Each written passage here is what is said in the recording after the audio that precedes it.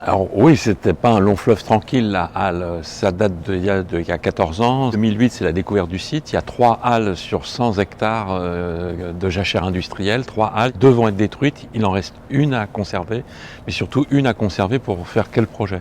Et c'est là-dessus qu'on se prononce en 2008. Et en 2010, avec l'influence de Jacqueline Rouillon, qui est le maire de l'époque de Saint-Ouen, Nexity dit oui à notre projet. Notre projet, c'est quoi? C'est sur 20 000 m² de la halle, en faire 5 000 de design place. Un laboratoire, un lieu d'expérience et d'échange sur le design, avec une école de design social, avec un café, avec un passage au milieu. Et en 2014, il y a un nouveau maire qui arrive à Saint-Ouen.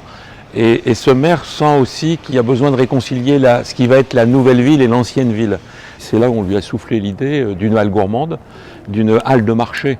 Une halle de marché parce que Saint-Ouen est une ville de marché. Le marché aux puces, qui est quand même un marché énorme, qui est le plus grand marché au monde. Puis il y a une tradition des marchés à Saint-Ouen, un marché qui est sur la grande rue principale, qui est un élément clé de sociabilité et de rencontre. Donc on lui donne l'idée, si j'ose dire. Il y a un concours qui est organisé, un deuxième concours qui est organisé, et en 2016, finalement, c'est Frey qui a le projet. Puis en 2020, il y a de nouveau des élections. C'est Karim Bouamrane, le nouveau maire de Saint-Ouen, qui accélère encore ce projet, qui est bien sûr déjà bien lancé, mais qui l'oriente pour être un projet encore plus populaire et encore plus central pour la ville. Alors cette halle gourmande, cette place de marché, va ouvrir à l'automne. Ça sera évidemment le point final, si j'ose dire, de l'aménagement d'une grande partie des docks, au sens où elle va être enfin la place où tout le monde se retrouve, tout le monde s'assemble, tout le monde échange. Et puis ça va être surtout le lien entre l'ancienne et la nouvelle ville, puisque le cours des docks, qui est la